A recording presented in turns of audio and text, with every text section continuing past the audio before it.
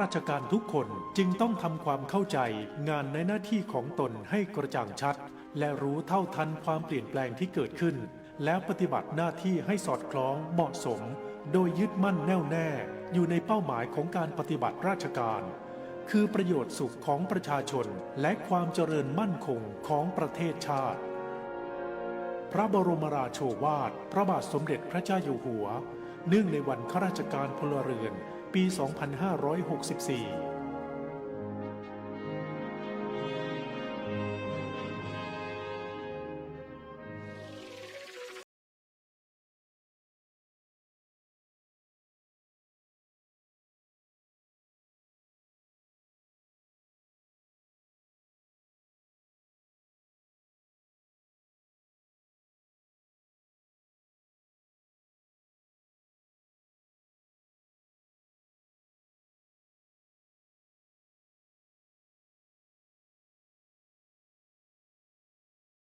ไทย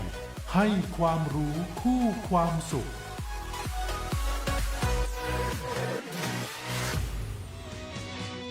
สวัสดีเจ้าหลิวอาจารยาเจ้าขอเจิญพี่น้องเจ้าบ้านเฮาเจ้าละปูนงดเผาทุกพื้นที่เพื่อคุณภาพอากาศดี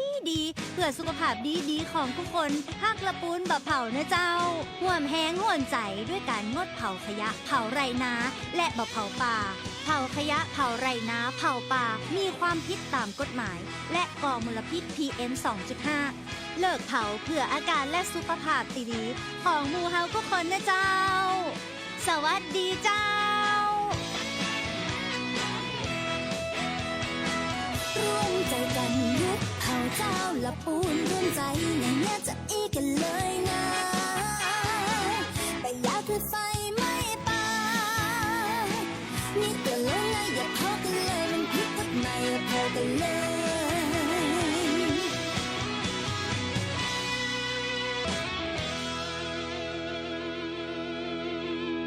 นกกระดาษจากทั่วภูมิภาคที่คนไทยทุกคนช่วยกันพับขึ้นมา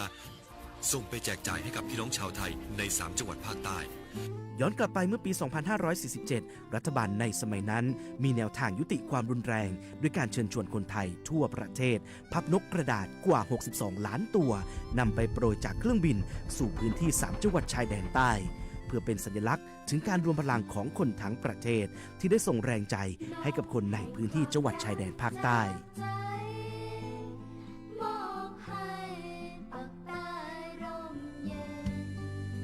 นกกระดาษกว่า 62 ล้านตัวที่โปรยมาจากฟากฟ้าในวันนั้นได้นำมาก่อสร้างเป็นอนุสาวรีย์นกสันติภาพที่ชาวจังหวัดนราธิวาสเรียกกันว่าวงเวียนนกผ่านมาแล้วกว่า 20 ปี อนุสาวรีย์นกสันติภาพยังคงตั้งตระหง่านและกลายเป็นสถานที่จุดเช็คอินของนักท่องเที่ยวแม้ว่านกสันติภาพตัวนี้จะไม่สามารถส่งเสียงได้แต่ก็คือสัญลักษณ์แห่งความหวังด้วยหวังว่าวันหนึ่งบ้านเมืองจะกลับมาสงบสุขและมีรอยยิ้มอีกครั้งสันติสุขชายแดนใต้สร้างได้โดยสันติวิธีโครงการสร้างความเข้าใจและประสานความร่วมมือทั้งในและนอกจังหวัดชายแดนภาคใต้สำนักประชาสัมพันธ์เขต 3 กรมประชาสัมพันธ์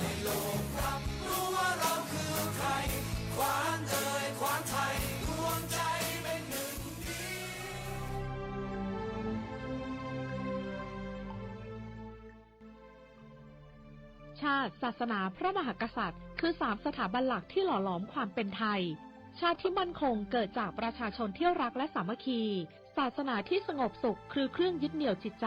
และพระมหากษัตริย์ทรงเป็นศูนย์รวมแห่งความจงรักภักดีความรักและความสามัคคีคือรากฐานของประเทศไทยที่ยั่งยืนสำนักประชาสัมพันธ์เขต 3 กรมประชาสัมพันธ์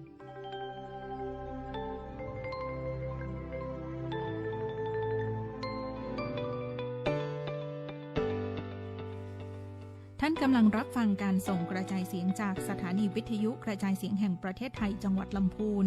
สำนักประชาสัมพันธ์เขต 3 กรมประชาสัมพันธ์กระจายเสียงในระบบ FM Stereo Multiplex ความถี่ 95 เมกะเฮิรตซ์จากอาคารเลขที่ 113 หมู่ที่ 10 ตำบลบ้านกลางอำเภอเมืองจังหวัดลำพูนจากนี้ไปสถานีร่วมกับสำนักงานคณะกรรมการการเลือกตั้งประจำจังหวัดลำพูนเสนอรายการร่วมพัฒนาประชาธิปไตยกับกกต.ลำพูนค่ะ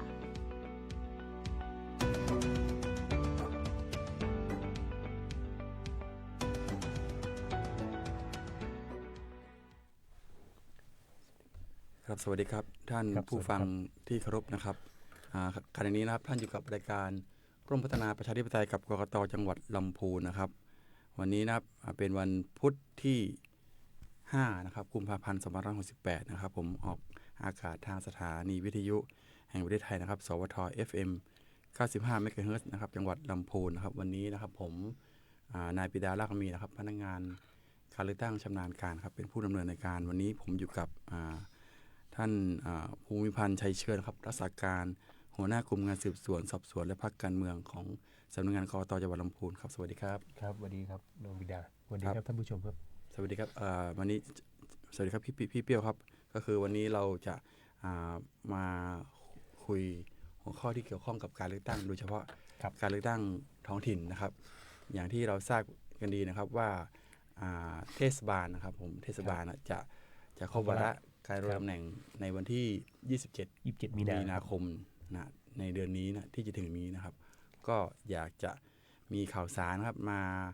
ฝากบอกให้กับท่านผู้ฟังหรือท่านว่าที่ผู้สมัครทั้งนายกทั้งสมาชิกสภาเทศบาลเนี่ยให้รับทราบโดยเฉพาะในเรื่องของคุณสมบัติลักษณะต้องห้ามแล้วก็ลักษณะต้องห้ามของว่าที่ผู้สมัครนะมีอะไรบ้างก็เลยจะถามพี่เปี้ยวก่อนอื่นนะครับว่าคุณสมบัตินะครับของนายกเทศมนตรีในเบื้องต้นนะคุณสมบัติของผู้สมัครนะมีอะไรบ้างครับครับคุณสมบัติของนายกและก็สมาชิกนะครับก็ประการแรกเลยนะครับที่สำคัญก็คือว่า1ต้องมีสัญชาติไทยนะครับต้องเป็นการได้สัญชาติมาโดยการเกิดเท่านั้นนะครับจะเป็นการแปลงสัญชาติไม่ได้นะครับอันนี้คือประการแรกส่วนประการที่2ครับอายุไม่ต่ำกว่า35ปีนับถึงวันเลือกตั้งนะครับนับถึงวันเลือกตั้งนะนี่จำดีๆนะต้องไป ไปดูเกณฑ์อายุให้ดีว่าเราถึงอย่างในวันที่เราเลือกตั้งนะครับต้องไม่ต่ำกว่า35ปีนะครับ3ครับประการที่3สำเร็จการศึกษาไม่ต่ำกว่าปริญญาตรีนะครับหรือเทียบเท่าหรือเคยเป็นสมาชิกสภาท้องถิ่นหรือผู้บริหารท้องถิ่นหรือสมาชิกรัฐสภานะครับอันนี้ประการที่3นะครับส่วนประการที่4ครับมีชื่ออยู่ในทะเบียนบ้านนะครับในเขตเทศบาลที่ตนเองเนี่ยจะสมัครไม่น้อยกว่า1ปีนะฮะนับถึงวันสมัครรับเลือกตั้งนะครับต้องเป็นวันสมัครรับเลือกตั้งซึ่งนะฮะสังเกตดูนะครับว่ากรณีของอายุเนี่ยต้องนับถึงวันเลือกตั้งแต่ถ้าในกรณีของสมัครเนี่ยนะครับน้องบิดาต้องนับถึงวันสมัครรับเลือกตั้งคนละวันกันคนละวันกันนะครับอันนี้ต้องสังเกตดีๆนะฮะต่อไปเป็นเรื่องของสมาชิกนะครับสมาชิกก็ต้องมีคุณสมบัติดังต่อไปนี้เหมือนกันนะครับลำดับที่1นะครับก็คือว่าต้องมีสัญชาติไทยโดยการเกิดเช่นเดียวกันนะครับอันนี้ประการแรกประการที่2นะครับอายุไม่ต่ำกว่า25ปีนะครับนับถึงวันเลือกตั้งเมื่อกี้นายกเนี่ยต้องไม่ต่ำกว่า35แต่ถ้าเป็นสมาชิกนะฮะต้องไม่ต่ำกว่า25นะครับนับถึงวันเลือกตั้งประการที่3ครับมีชื่ออยู่ในทะเบียนบ้านในเขตเทศบาลที่จะสมัครไม่น้อยกว่า1ปีนับถึงวันสมัครรับเลือกตั้งนะครับก็เช่นเดียวกันครับแต่ว่ากรณีของสมาชิกเนี่ยมันก็จะมีความแตกต่างจากนายกนะครับในเรื่องของคุณสมบัติก็คือว่ากรณีของวุฒิการศึกษาเนี่ยของสมาชิกเนี่ยไม่ได้กำหนดไว้นะครับไม่ได้กำหนดไว้แต่ถ้าเราอยากจะให้ก็เรียกว่าท้องถิ่นของเรานะคนที่จะเข้ามาเป็นสมาชิกสภาเทศบาลหรือผู้บริหารก็แล้วแต่นะครับเอาความรู้ที่ได้ร่ำเรียนมาประสบการณ์ที่ได้ร่ำเรียนมาที่การทำงานแต่ละที่มาใช้เนี่ยก็ต้องเลือกคนที่มีความรู้นิดนึง อันนี้ส่วนตัวผมนะครับเพราะว่าจะได้พัฒนากลไกใช้สัพพะก็เรียกว่าองค์คาพยพในท้องถิ่นได้อย่างมีก็เรียกว่าอย่างมีประสิทธิภาพครับผมต่อไปครับน้องวิดาครับเรื่องของลักษณะต้องห้ามลักษณะต้องห้ามของผู้มีสิทธิสมัครรับเลือกตั้งนะครับตามพระราชบัญญัติการเลือกตั้งสมาชิกสภาท้องถิ่นหรือผู้บริหารท้องถิ่นพศ 2562เนี่ยเขากำหนดลักษณะต้องห้ามไว้นะครับของผู้สมัครเนี่ยนะฮะไว้ในมาตรา50นะครับไว้ในมาตรา50ซึ่งมีด้วยกันทั้งหมด26นะครับ26วงเล็บ นะครับ คือ26ลักษณะต้องห้าม ถูกต้อง นั่น ครั เอบ งครับ ที่วงเล็บซึ่งถือว่าเป็นค่อนข้างที่ละเอียดมากครับถ้าเราคิดจะสมัครเนี่ยเราต้องศึกษาลักษณะต้องห้ามเหล่านี้ให้ดูว่าเราเนี่ยอยู่เข้าข่ายอยู่ในลักษณะต้องห้ามอันใดอย่างใดนะครับเพราะว่าถ้าเราสมัครไปแล้วนะครับ ครับ นะฮะแล้วเราเข้าลักษณะต้องห้ามอย่างใดอย่างหนึ่งเนี่ยเราจะมีโทษทางอาญานะครับเพราะว่าพอสมัครปั๊บเนี่ยนะฮะคุณสมบัติลักษณะต้องห้ามพวกนี้เป็นสิ่งสาระสำคัญในการดำรงตำแหน่งนะครับถ้าปรากฏภายหลังว่าท่านเนี่ยขาดคุณสมบัติหรือมีลักษณะต้องห้ามเนี่ยนะครับก็จะมีโทษทางอาญาก็คือ1นะฮะศาลเนี่ยจะมีคำพิพากษาให้ท่านเนี่ยนะฮะได้รับโทษในความผิดฐานรู้อยู่แล้วว่าไม่มีสิทธิสมัครแต่มาสมัครนะครับตามมาตรา120พรบท้องถิ่นนะครับมาตรา120อัตราโทษมันก็ต้อง1จำคุกตั้งแต่1ปีถึง10ปีนะครับและนะครับผมใช้คำว่าและปรับตั้งแต่ 20,000 ถึง 200,000 บาทและศาลสั่งให้เพิกถอนสิทธิเลือกตั้งอีก20 ปีนะครับนอกจากนี้ถ้าท่านเนี่ยดำรงตำแหน่งนะฮะดำรงตำแหน่งเป็นไม่ว่าจะเป็นนายกหรือสมาชิกถ้าปรากฏภายหลังว่าท่านขาดคุณสมบัติหรือมีลักษณะต้องห้ามเนี่ยท่านต้องพ้นจากตำแหน่ง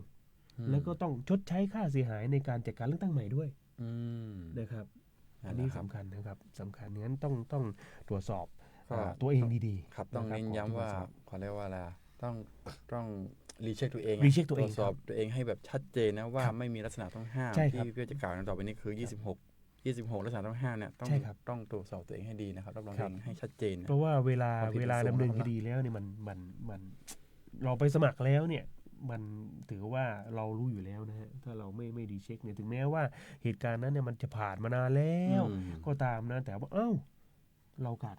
คุณสมบัติหรือมีลักษณะต้องห้ามเนี่ยเราก็จะกลายเป็นผู้ที่มีความผิดฐานรู้อยู่แล้วว่าไม่มีสิทธิ์แต่มาสมัครทั้งที่เราอาจจะไม่รู้ก็ได้นะเราอาจจะไม่รู้ว่าแต่กฎหมายเนี่ยก็เขียนไว้เป็นกฎหมายและพิเศษนะครับเป็นหมายให้เป็นกฎหมายพิเศษที่เกี่ยวกับลักษณะต้องห้ามโดยเฉพาะเลยนะครับว่ากันโดยมาตรา50ก่อนนะครับมาตรา10วงเล็บแรกเลยนะครับก็คือต้องเราเนี่ยว่าที่ผู้สมัครนะครับว่าที่ผู้สมัครทุกท่านเนี่ยที่คิดจะสมัครเนี่ยต้องไม่ติดยาเสพติดได้โทษครับทงพิดาแต่ถามว่าติดยาเสพติดได้โทษเนี่ยดูอย่างไรว่าติดยาเสพติดได้โทษเพราะว่าลักษณะทางกายภาพเนี่ยบางคนเนี่ยร่างกายอ้วนท้วนสมบูรณ์แข็งแรงดี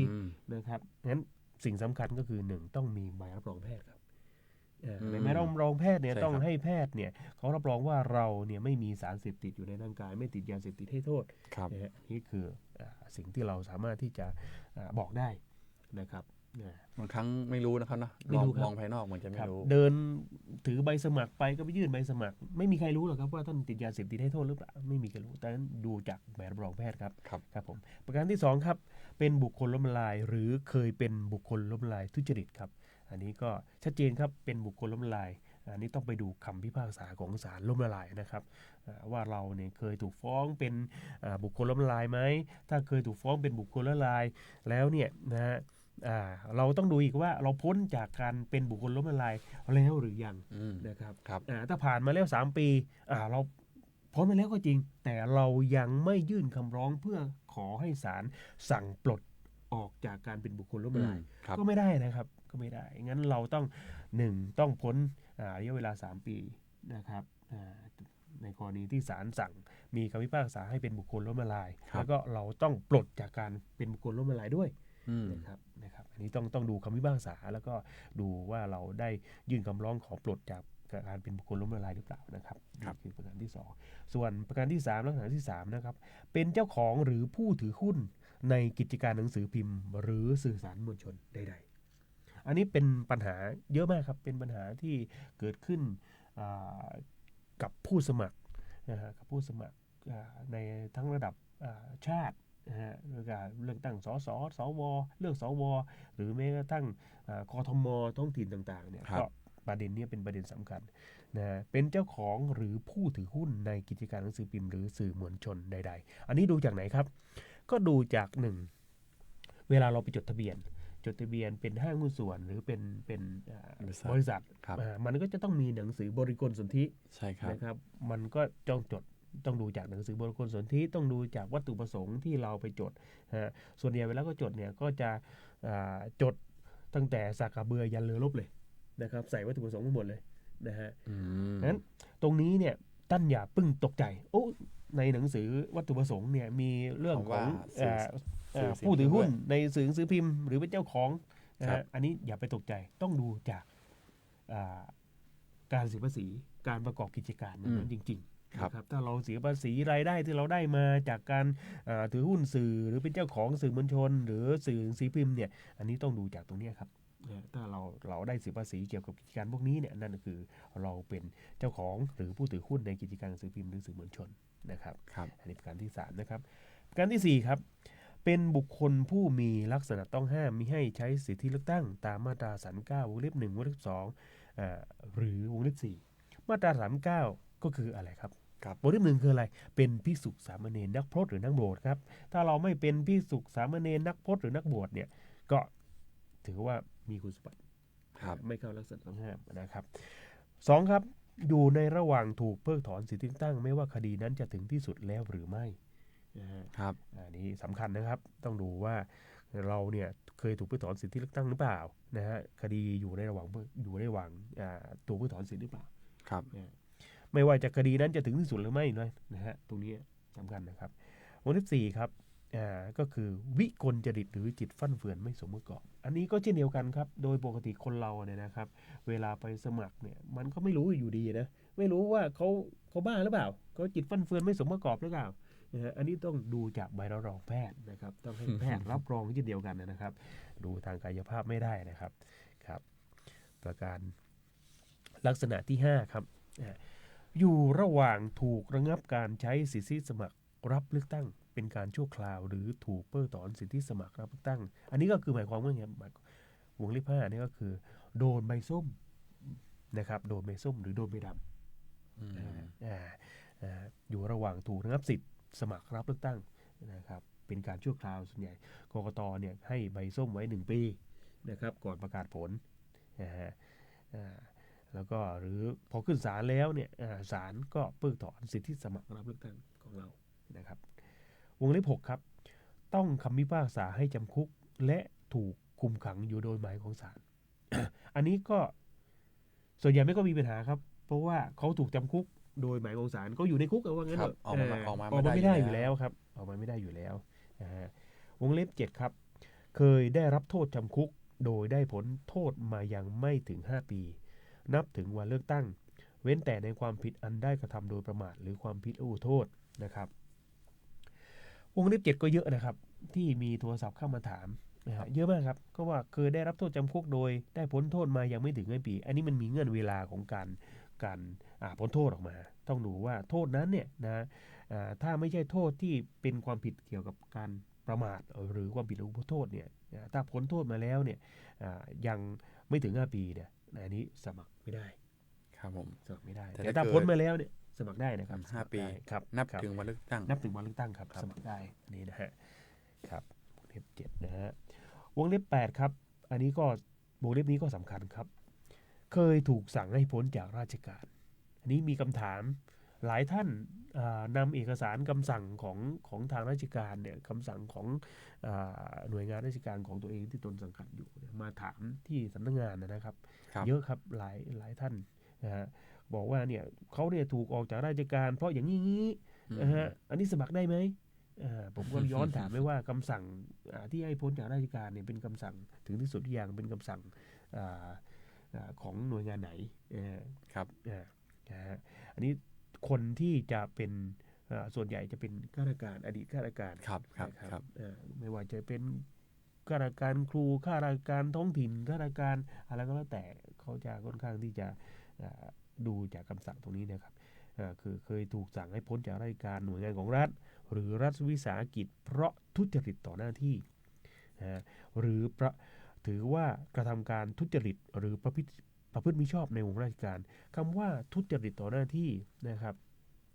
ก็คือแสวงหาผลประโยชน์อันไม่ควรได้โดยชอบด้วยกฎหมายนี่คือ คือทุจริตนะครับ ครับ แสวงหาผลประโยชน์อันมิควรได้โดยชอบด้วยกฎหมายส่วนคำว่าประพฤติมิชอบในวงราชการ ประพฤติมิชอบหมายความว่า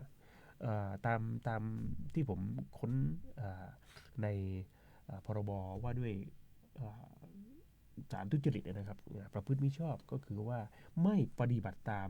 ระเบียบกฎหมายกฎเกณฑ์ที่กกตที่ทางหน่วยงานนั้นๆกำหนดนะครับผม อย่าประพฤติมิชอบในวงราชการความหมายกว้างนะครับท่านต้องดูดีๆนะครับส่วนใหญ่เนี่ยเขาจะยกเวลาเขาหน่วยงานที่ออกคำสั่งมาเนี่ยเขาจะยกถ้อยคำมาเลยถ้อยคำมาเลยแล้วก็จะตามด้วยเหตุผลอันนี้ท่านต้องสโคปตรงเหตุผลของเขาว่ามันเข้าลักษณะต้อง ใช่ ห้าม ใช่ ไอ้ที่พี่เบี้ยพูดมานะครับหรือเปล่านะไม่ว่าจะเป็นทุจริตต่อหน้าที่หรือเปล่านะครับผมกระทำการทุจริตหรือว่าประพฤติมิชอบหรือไม่ต้องไปดูแนบท้ายคำสั่งรายละเอียด ถูกต้องครับส่วนใหญ่เนี่ยเขาบอกผมไม่ได้ทุจริตนะแต่ลืมไปว่ามันมีคำว่าประพฤติมิชอบไม่เป็นไปตามระเบียบกฎเกณฑ์ที่เขากำหนดไว้ในการสมมติในการจัดซื้อจัดจ้างอะไรก็แล้วแต่นะครับหรือระเบียบกฎเกณฑ์ที่เขาวางไว้ว่าการกระทำอย่างนี้ต้องปฏิบัติตามระเบียบนี้คำสั่งนี้หนังสือสั่งการนี้กฎกระทรวงนี้ต้องดูละเอียดนิดนึงครับอันนี้ขอเน้นนะครับวงเล็บ9ครับลักษณะที่9นะครับก็คือเคยต้องคำพิพากษานะครับหรือคำสั่งของศาลอันถึงที่สุดให้ทรัพย์สินตกเป็นของแผ่นดินเพราะร่ำรวยผิดปกติหรือเคยต้องคำพิพากษาอันถึงที่สุดให้ลงโทษจำคุกเพราะกระทำความผิดตามกฎหมายว่าด้วยการป้องกันและปราบปรามการทุจริต อันนี้ส่วนใหญ่เนี่ยเราก็ได้ยินทางสื่อโซเชียลมีเดียสื่อหนังสือพิมพ์หรือทีวีนะครับว่าปปช.ชี้มูลความผิดนายกคนนั้นสมาชิกคนนี้ข้าราชการคนนั้นกรณีนี้เนี่ยกรณีที่ปปช.ชี้มูลความผิดเนี่ยยังไม่ถือว่าเขาต้องคำพิพากษาถึงที่สุดนะครับยังไม่ถือว่านะครับแค่ชี้มูลเฉยๆนะครับท่านอย่ากังวลท่านต้องดูคำพิพากษานะครับเพราะว่าตรงนี้เนี่ยเขาใช้คำว่าเคยต้องคำพิพากษาหรือคำสั่งอันถึงที่สุดเพราะอะไรเพราะร่ำรวยผิดปกติเพราะอะไรเพราะกระทำผิดเกี่ยวกับพรบกฎหมายว่าด้วยการป้องกันและปราบปรามการทุจริตครับแค่ชี้มูลอย่าไปตกใจนะครับแค่ชี้มูลเฉยๆจะไม่มีคำพิพากษาครับอันนี้คือวงเล็บ9นะครับลักษณะที่9ครับลักษณะที่10ครับลักษณะที่10เป็นลักษณะที่สำคัญมากผมใช้คำว่าสำคัญมากเพราะอะไรเพราะว่ามีกฎหมายที่เข้ามาเกี่ยวข้องในลักษณะที่10เนี่ย8ฉบับครับ8ฉบับนะฮะลักษณะอื่นเนี่ยอย่างมากก็แค่ 2-3 ฉบับแต่ว่าลักษณะที่10ก็คือมาตรา50วงเล็บ10นะฮะมี8ฉบับเลยนะฮะซึ่งกฎหมายใช้คำว่าเคยต้องคำพิพากษาถึงที่สุดงั้นเราต้องดูก่อนว่าคดีของเราเนี่ยถึงที่สุดแล้วหรือยังเราอยู่ในระหว่างอุทธรณ์ไหมหรือระหว่างฎีกาไหมหรืออยู่ในระหว่างพิจารณาของศาลหรือเปล่าถ้าอยู่ในระหว่างพิจารณาของศาลชั้นต้นศาลอุทธรณ์หรือศาลฎีกาก็แล้วแต่อันนี้ถือว่ายังไม่ถึงที่สุดครับอันนี้ยังไม่ถึงที่สุดงั้นพอเคยต้องคำพิพากษาอันถึงที่สุดว่าอะไรครับฉบับแรกเลยนะฮะกฎหมายฉบับแรกเลยกฎหมายเรื่องแรกเลยก็คือกระทำความผิดต่อตำแหน่งหน้าที่ราชการนี่เหมือนกับข้อเมื่อกี้เลยนะฮะกระทำความผิดต่อตำแหน่งหน้าที่ราชการหรือต่อตำแหน่งหน้าที่ในการยุติธรรม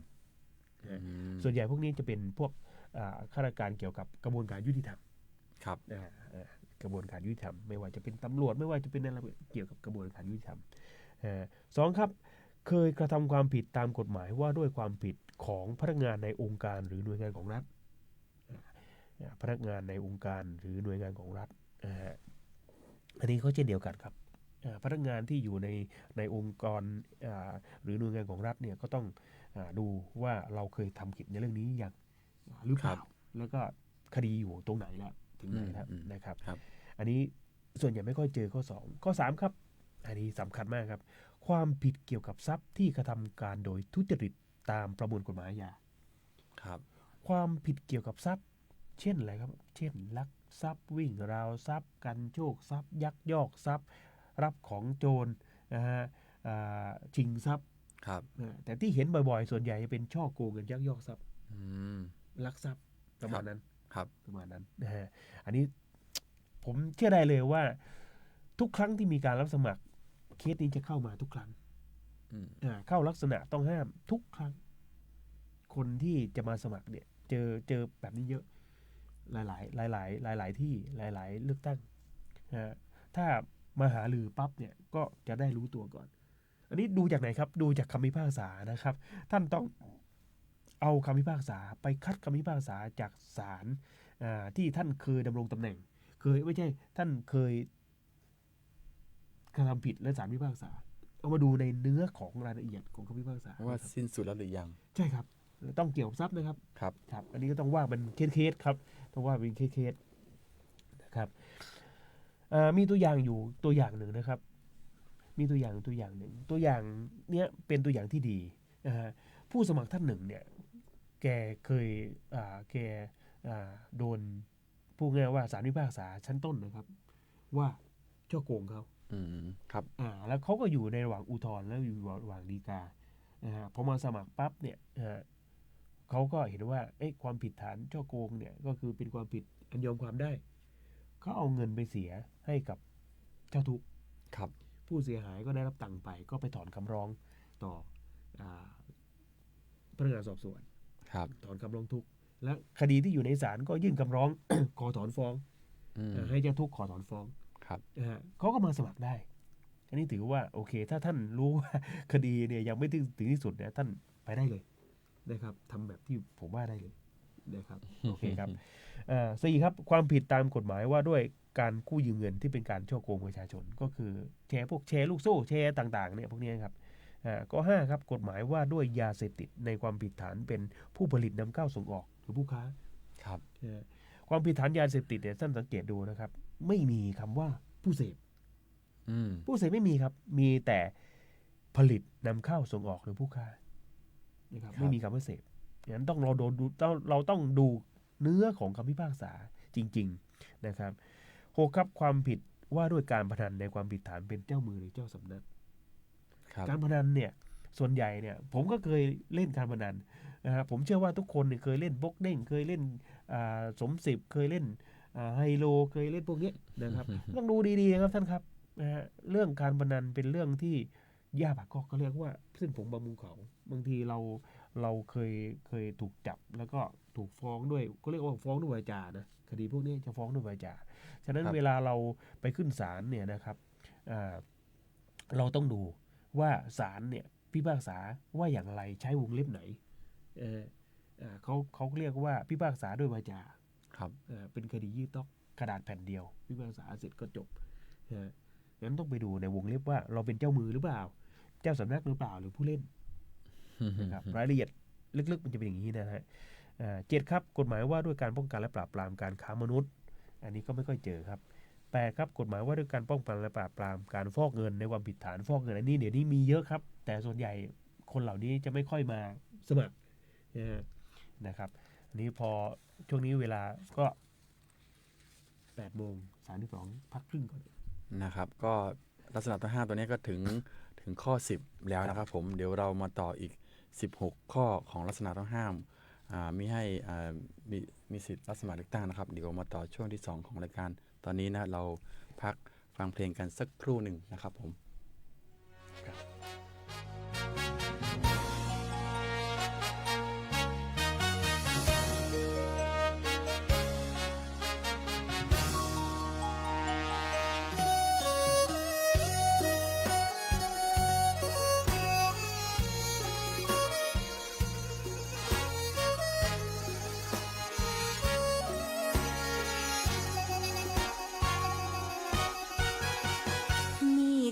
เขตแคว้นหริน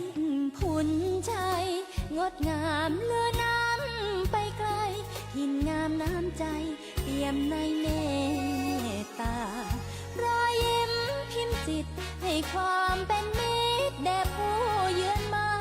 ธรรมชาติสดใสแมกไม้นานาหมู่มวลพฤกษาลานตาทั่วไปร่มเย็นอยู่ใต้บุญบารมีขอ ปฐมกษัตริย์จามเทวีศรีหริพุนชัยกว่า 1,300 ปีทรงสร้างธานีรุ่งเรืองวิไลเมื่อครั้งก่อนการตำนานบ่งไว้หริพุนชัยยิ่งใหญ่เหลืองามฟูเฟืองอักขระเด่นล้ำศิลปะงามมากมายพุทธศาสตร์เบ่งบานสานใจประเพณีสืบไว้งดงามบ่มจิตกายใจไว้ด้วยวัฒนธรรมผู้คนกล่าวขานขนานนามว่าเป็นเมืองงามหริพุนชัยจวบจนวันนี้คือเมืองลำพูนทั่วถิ่นแคว้นแสนอบอุ่นสมเป็นเมืองบุญดังนามขานให้อุดมสมบูรณ์ด้วยพืชพันธุ์ธัญญาหารทั่วไปเทิดทูนครูบาเจ้าศรีวิชัยอยู่เหนือจิตใจเราไปทั่วกาล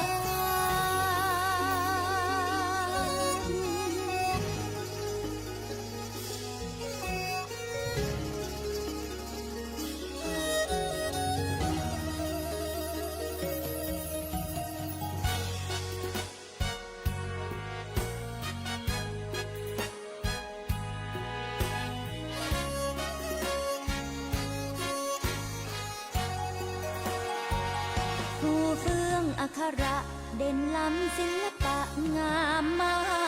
กมายพุทธศาสตร์เบ่งบานสานใจประเพณีสืบไว้งดงามบ่มจิตกายใจไว้ด้วยวัฒนธรรม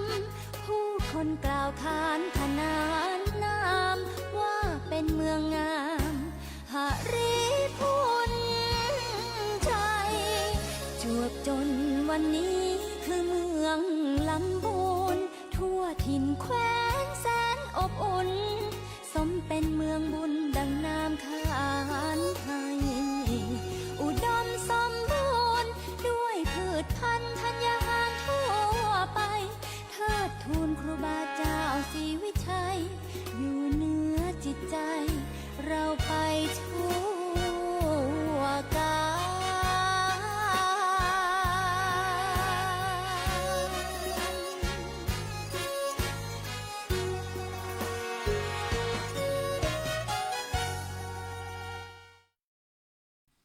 ครับกลับเข้ามาสู่ช่วงที่ 2 ของรายการร่วมพัฒนาประชาธิปไตยกับกกต.จังหวัดลำพูนนะครับผมเมื่อในช่วงแรกเราพูดถึงลักษณะต้องห้ามนะครับมิให้มีสิทธิรับสมัครเลือกตั้งโดยเฉพาะนายกและสมาชิกสภาเทศบาลนะครับได้ไป10ลักษณะต้องห้ามด้วยกันนะครับเหลืออีกประมาณ16ลักษณะต้องห้ามเดี๋ยวเรามาไล่ทีละข้อกันว่าลักษณะต้องห้ามที่เหลืออยู่ทั้ง16ข้อนี้มีอะไรบ้างครับเริ่มจากวงเล็บที่11ครับวงเล็บ11นะครับลักษณะที่11ก็คือเคยต้องคำพิพากษาถึงที่สุดนะครับว่ากระทำการอันเป็นการทุจริตในการเลือกตั้งก็คือซื้อเสียงนั่นเองครับซื้อเสียงขนคนขนคนไปลงสมัครไปใช้สิทธิเลือกตั้งซึ่งทุจริตเลือกตั้งเนี่ยมันไม่ได้มีเฉพาะซื้อเสียงอย่างเดียวนะครับในหมวดของทุจริตเลือกตั้งเนี่ยมีอยู่ประมาณ7-8 มาตราครับซึ่งเข้าข่ายเป็นการทุจริตเลือกตั้งแต่ว่าโดยความหมายโดยรวมผมใช้คำว่าความหมายโดยรวมเนี่ยหรือที่เข้าใจง่ายๆก็คือเรื่องของซื้อเสียงครับผมโอเคครับ12ครับเป็นข้าราชการซึ่งมีตำแหน่งหรือเงินเดือนประจำใครที่เป็นข้าราชการหรือมีตำแหน่งหรือเงินเดือนประจำเนี่ยนะครับอันนี้ต้องลาออกถ้าท่านจะสมัครครับโอเคครับ13ครับเป็นสสสวสมาชิกสภาท้องถิ่นหรือผู้บริหารท้องถิ่นอันนี้ถ้าท่านจะสมัครก็ต้องลาออกเช่นเดียวกันครับผมนะฮะ14ครับเป็นพนักงานหรือลูกจ้างของหน่วยงานราชการหน่วยงานของรัฐวิสาหกิจหรือเป็นเจ้าหน้าที่อื่นของรัฐอันนี้ก็เช่นเดียวกันครับลักษณะคล้ายๆกันแต่ว่ามันเขาจะเน้นในเรื่องของคำว่าเจ้าหน้าที่อื่นของรัฐซึ่งบางคำว่าข้าราชการเนี่ยนะข้าราชการมันก็ชัดเจนว่าเป็นข้าราชการครูข้าราชการทหารตำรวจแล้วเนี่ยข้าราชการชัดเจนแต่ว่าพอมีคำว่า หรือเป็นเจ้าที่อื่นของรัฐเนี่ยความหมายก็จะกว้างขึ้นคำว่าเจ้าหน้าที่อื่นของรัฐเนี่ยก็มีความหมายที่เป็นพูดง่ายว่าเป็นข้าราชการนั่นแหละเป็นเจ้าหน้าที่ของรัฐนั่นแหละแต่ก็เรียกชื่ออย่างอื่นนั่นเองเช่นกกตเนี่ยก็ถือว่าเป็น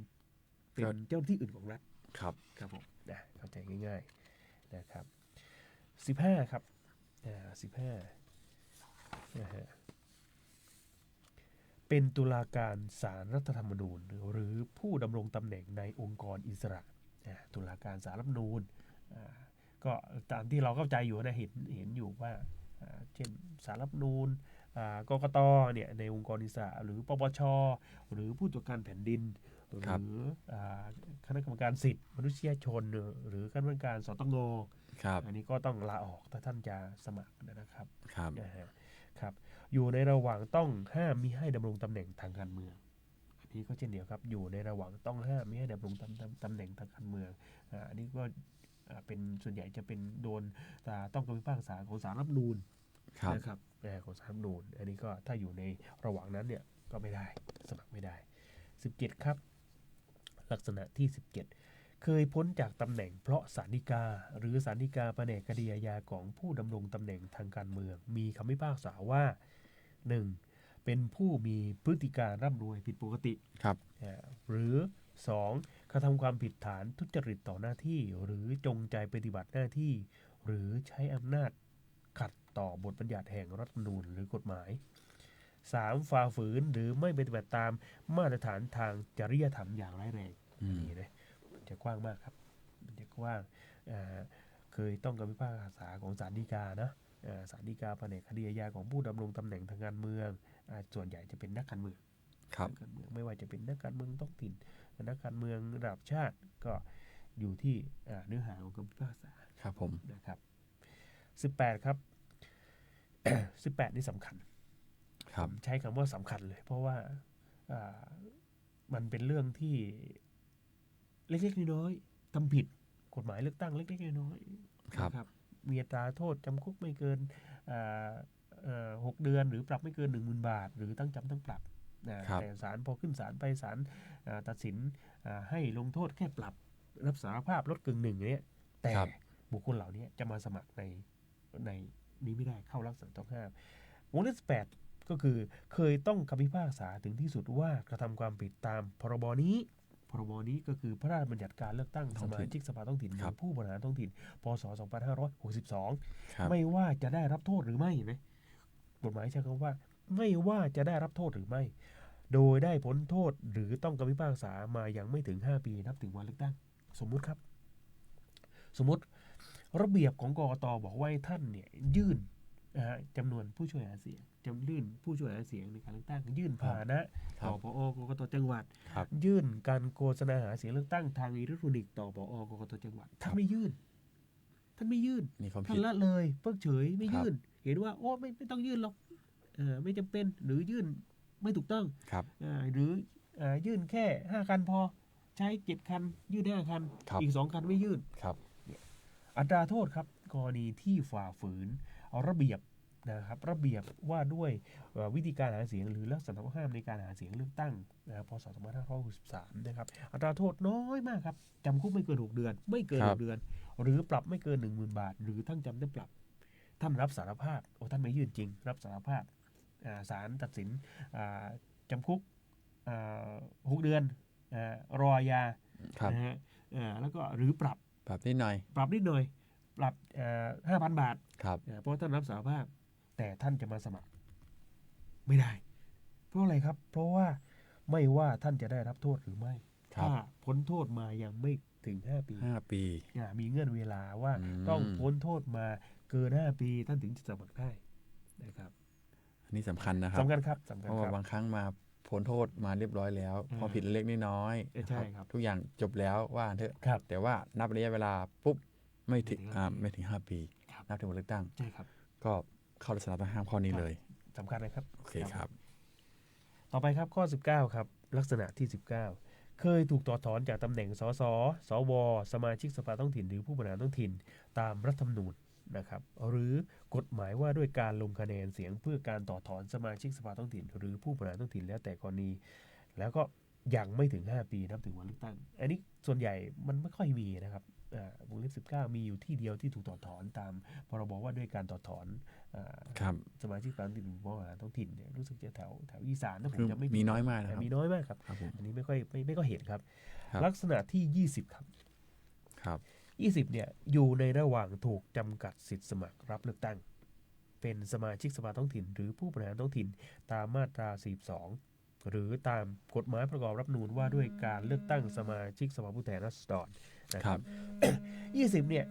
สำคัญเช่นเดียวกันครับเพราะอะไรครับเพราะว่าคำว่าถูกจำกัดสิทธิ์นั่นคืออะไรนั่นคือท่านไม่ได้ไปใช้สิทธิเลือกตั้งนะครับท่านไม่ได้ไปใช้สิทธิเลือกตั้งท่านมีชื่อท่านมีสิทธิ์แต่ท่านไม่ไปใช้สิทธิ์ท่านถูกจำกัดสิทธิ์ใช่2 ปีใช่ไหมฮะ2 ปีครับท่านถูกจำกัดสิทธิ์ไม่ลงสมัครสมาชิกสภาท้องถิ่นหรือผู้บริหารท้องถิ่นครับอันนี้สำคัญนะท่านถูกจำกัดสิทธิ์มีทั้งหมดจริงๆการจำกัดสิทธิ์เนี่ยมีประมาณ6 ประการ ครับผมแต่หนึ่งในนี้ก็คือห้าม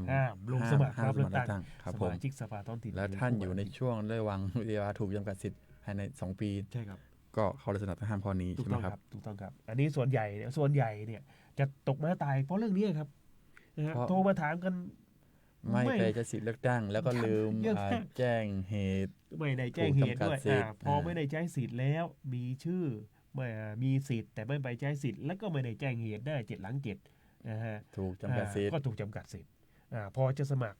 รับเลือกตั้งสมาชิกสภาท้องถิ่นผู้บริหารท้องถิ่นไม่ว่าจะเป็นอบจที่ผ่านมาก็เช่นเดียวกันอบตสสหรือสวนะครับเสียดายครับเสียดายบางคนมีความรู้ความสามารถว่าตกม้าตายครับผมนิดเดียวนะครับอันนี้สำคัญนะครับที่ผมบอกตรงนี้สำคัญมากบางทีเราหลงลืมส่วนใหญ่เนี่ยโอเคการเลือกตั้งใหญ่เนี่ยอาจจะ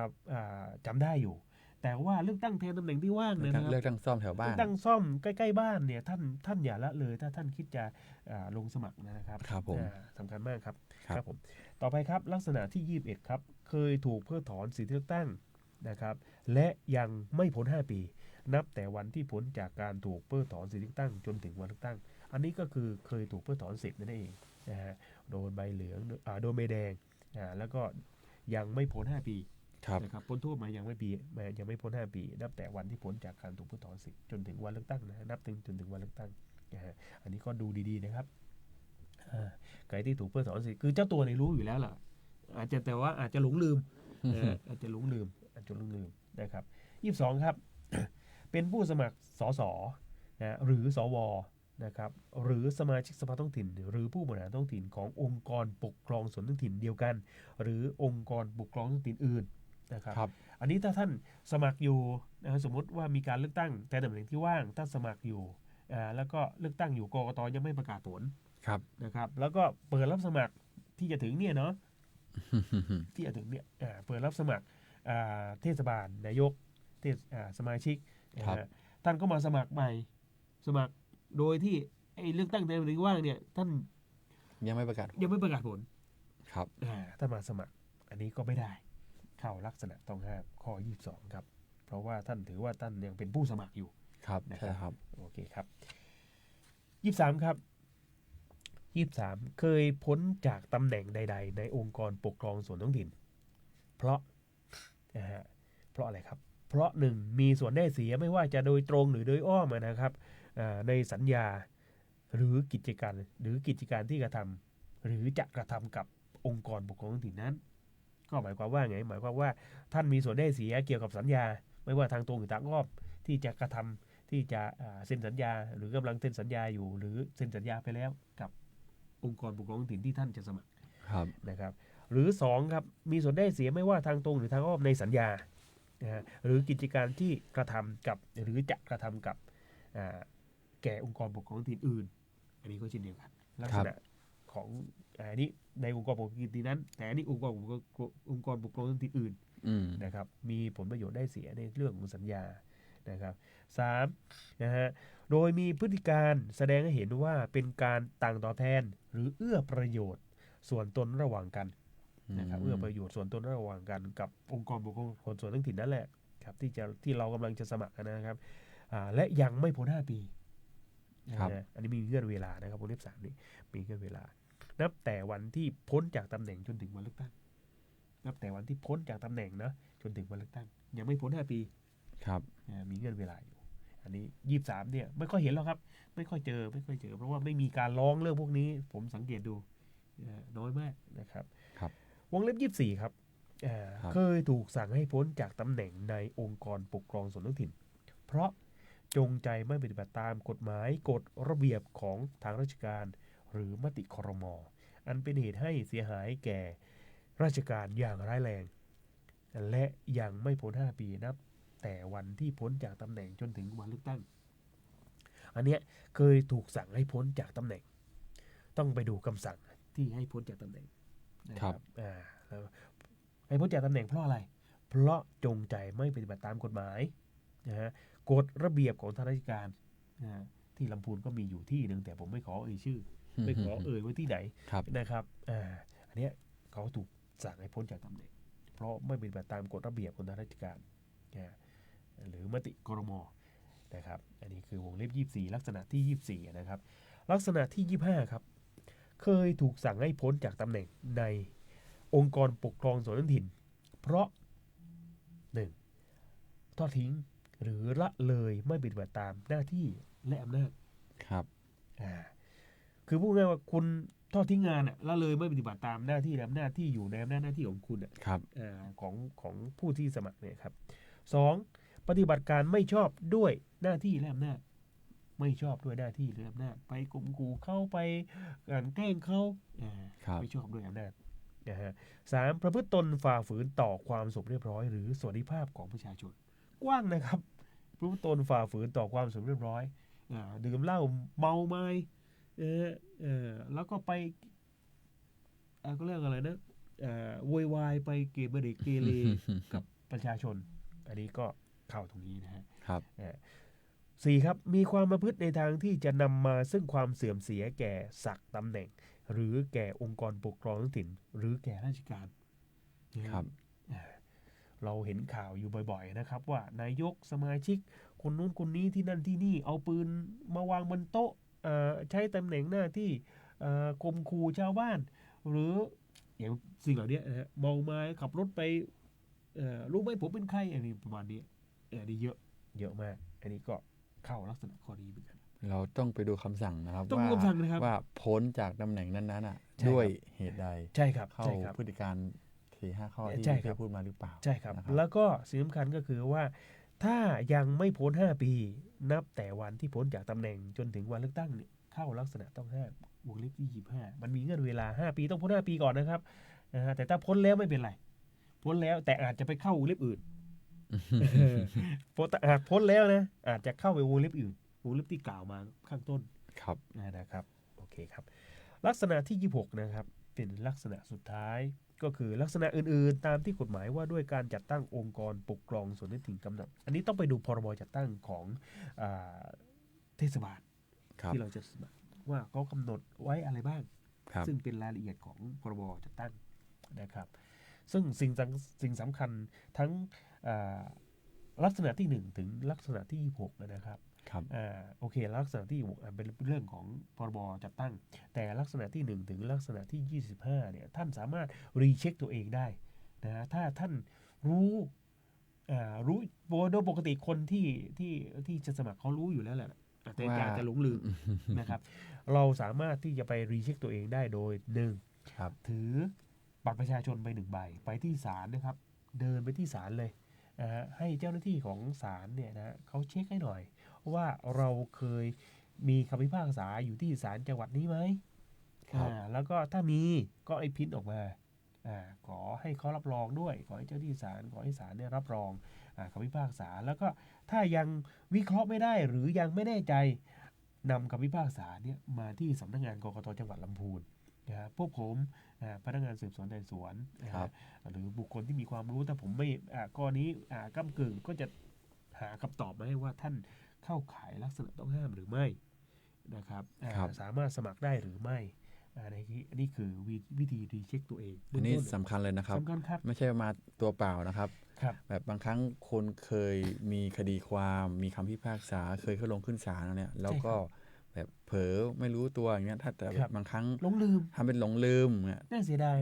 รู้อยู่แล้วแต่บางครั้งก็ทำเป็นหลงลืมอย่างเงี้ย ครับ ครับมาพลาดมาเข้าลักษณะต้องห้ามนะ พอเราไปสมัครปั๊บเนี่ยเขาไม่ประกาศรายชื่อท่านเนี่ย ครับ ก็ท่านก็เสียสิทธิ์ท่านก็จะมาร้องว่าตัวเองเนี่ยมีคุณสมบัติครบถ้วนที่ผอกกตท้องถิ่นเขาไม่ประกาศเนี่ยมันไม่ถูกต้องอย่างนู้นอย่างนี้ แต่พอไปเช็คแล้วท่านขาดคุณสมบัติจริงๆดังนั้นสิ่งเหล่านี้เนี่ยมันจะทำให้ท่านเสียโอกาสที่จะได้เป็นนายก หรือที่ได้เป็นสมาชิกเพื่อไปรับใช้ท้องถิ่นของท่านนะครับ ครับผม นอกจากนี้และสิ่งสำคัญคือ ถ้าท่านไม่รีเช็คตัวเองนะครับแล้วปรากฏว่าพอท้องถิ่นเนี่ยรับสมัครท่านไว้นะฮะประกาศรายชื่อท่านเป็นผู้สมัคร ปรากฏภายหลังข้อมูลภายหลังว่าท่านเนี่ยเข้าลักษณะต้องห้าม หรือมีขาดคุณสมบัติเนี่ย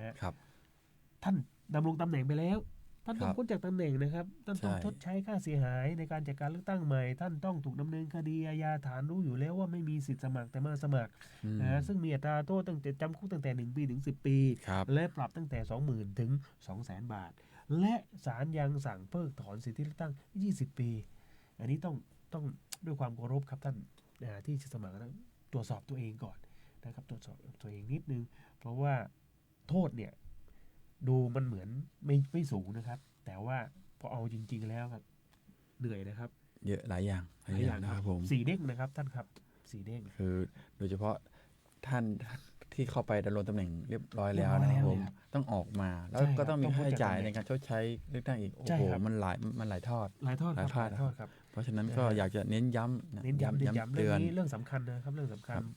เพราะพวกผมเองเนี่ยผมก็ไม่อยากที่จะดำเนินคดีอาญากับบุคคลที่ขาดคุณสมบัติหรือเข้ามีลักษณะต้องห้ามนะเพราะว่าเราก็ไม่อยากที่จะให้ชาวบ้านเดือดร้อนนะครับให้ผู้สมัครว่าที่ผู้สมัครทุกท่านเนี่ยทุกคนเนี่ยต้องตระหนักไว้เสมอว่ากฎหมายเลือกตั้งเป็นกฎหมายพิเศษฉะนั้นเนี่ยท่านจะปฏิเสธว่าโอ้ไม่รู้ไม่ได้เนี่ยไม่รู้ว่าเคยนั่นเคยนี่ไม่รู้จริงๆปฏิเสธไม่ได้ครับเพราะกฎหมายใช้คำว่ารู้อยู่แล้วว่าไม่มีสิทธิสมัครแต่มาสมัครกฎหมายปิดปากเลยนะครับกฎหมายปิดปากเลยท่านปฏิเสธไม่ได้ปฏิเสธไม่ได้นี่สิ่งสำคัญครับผมพี่ดาจะฝากอะไรไหมครับครับผมก็อยากจะฝากถึงว่าที่ผู้สมัครนะครับผมทั้งนายกทั้งสมาชิกนะครับก็รีเช็คตัวเองอย่างที่พี่เบี้ยวบอกนะครับในเรื่องของลักษณะคุณสมบัติและก็ลักษณะต้องห้ามอย่างที่กล่าวมาแล้วก็อยากจะบอกท่านผู้ฟังนะครับว่าเน้นย้ำว่าเราเทศบาลเราจะเข้าวาระ